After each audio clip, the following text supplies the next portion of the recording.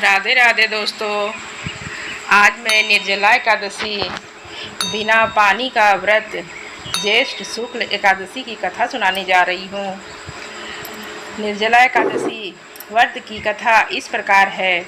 भीमसेन व्यास जी से कहने लगे कि हे पितामह, भ्राता युधिष्ठिर, माता कुंती, द्रौपदी, अर्जुन, नकुल और सहदेव आदि एक एकादशी का व्रत करने को कहते हैं, परंतु महाराज मैं उनसे कहता हूँ कि भाई मैं भगवान की भक्ति पूजा आदि तो कर सकता हूँ, दान भी दे सकता हूँ, परंतु भोजन के बिना नहीं रह सकता।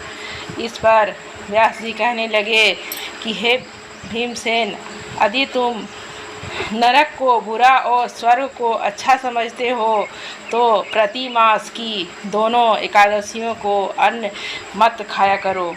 भीमसेन कहने लगे कि हे पितामह, मैं तो पहले ही कह चुका हूँ कि मैं भूख सहन नहीं कर सकता। यदि वर्ष भर में कोई एक ही व्रत हो तो वह मैं रख सकता हूँ, क्योंकि मेरे पेट में वर्क नाम वाली अग्नि है, सो मैं भोजन किए बिना नहीं रह सकता। भोजन करने से वह शांत रहती है, इसीलिए पूरा उपवास तो क्या, एक समय भी बिना भोजन किए रहना कठिन है। अतः आप मुझे कोई ऐसा व्रत बताएं जो वर्ष में केवल एक बार ही करना पड़े और मुझे स्वर्ग की प्राप्ति हो जाए। श्री व्यास जी कहने लगे कि हे पुत्र, बड़े बड़े ऋषियों ने बहुत शास्त्र आदि बनाए हैं, जिनसे बिना धन के थोड़े ही परिश्रम से ही स्वर्ग की प्राप्ति हो सकती है।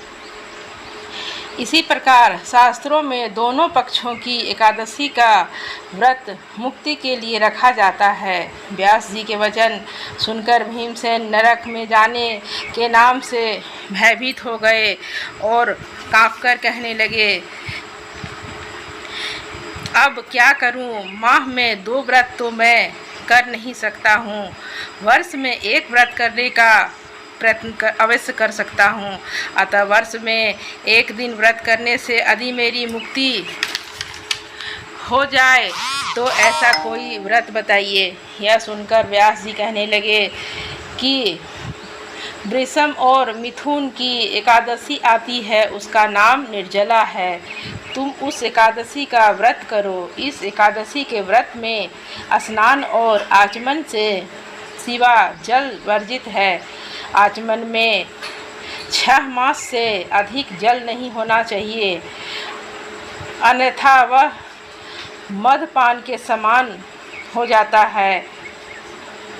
इस दिन भोजन नहीं करना चाहिए, क्योंकि भोजन करने से व्रत नष्ट हो जाता है। यदि एकादशी को सूर्य उदय से लेकर द्वादशी के सूर्य उदय तक जल ग्रहण ना करे तो उसे सारी एकादशियों के व्रत का फल प्राप्त होता है।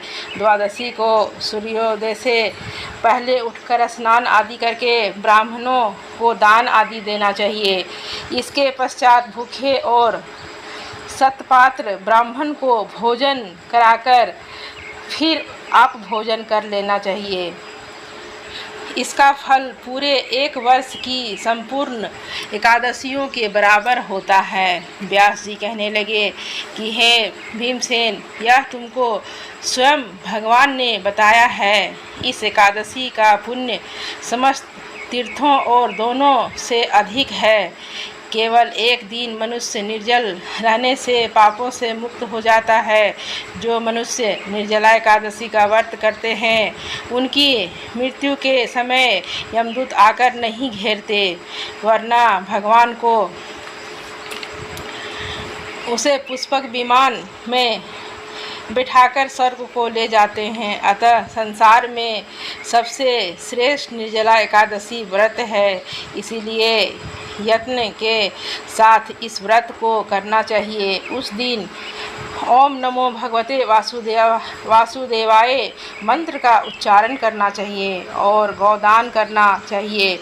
इस प्रकार व्यास जी की आज्ञा अनुसार भीमसेन ने इस व्रत को किया। इसीलिए इस एकादशी को भीमसेन ने इस व्रत को किया, इसलिए इस एकादशी को भीमसेन या पांडव एकादशी भी कहते हैं।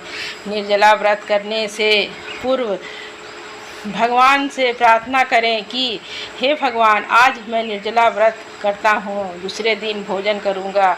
मैं इस प्रकार व्रत को श्रद्धापूर्वक करूँगा, अतः आपकी कृपा से मेरे सब पाप नष्ट हो जाएं।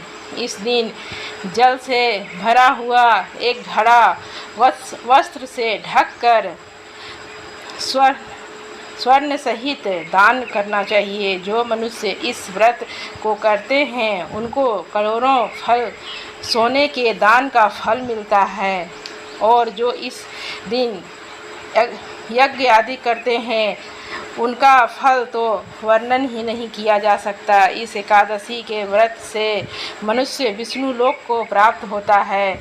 जो मनुष्य इस दिन अन्न खाते हैं वे चांडाल के समान हैं, वे अंत में नरक में जाते हैं। जिसने निर्जला एकादशी का व्रत किया है वह चाहे बड़ा हत्यारा हो,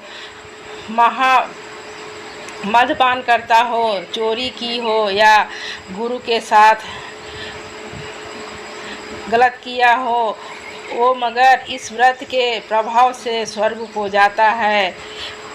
हे कुंती पुत्र, जो पुरुष या स्त्री श्रद्धापूर्वक इस व्रत को करते हैं उन्हें अग्रलिखित कर्म करने चाहिए। प्रथम भगवान का पूजन, फिर गौदान, ब्राह्मणों को मिष्ठान व दक्षिणा देनी चाहिए तथा जल से भरे कलश का दान अवश्य करना चाहिए। निर्जला के दिन अन्न, वस्त्र, उपहार, जूती आदि का दान भी करना चाहिए। जो मनुष्य भक्तिपूर्वक इस कथा को पढ़ते हैं या सुनते हैं उन्हें निश्चय ही स्वर्ग की प्राप्ति होती है। बोलो विष्णु भगवान की जय, बोलो कृष्ण भगवान की जय।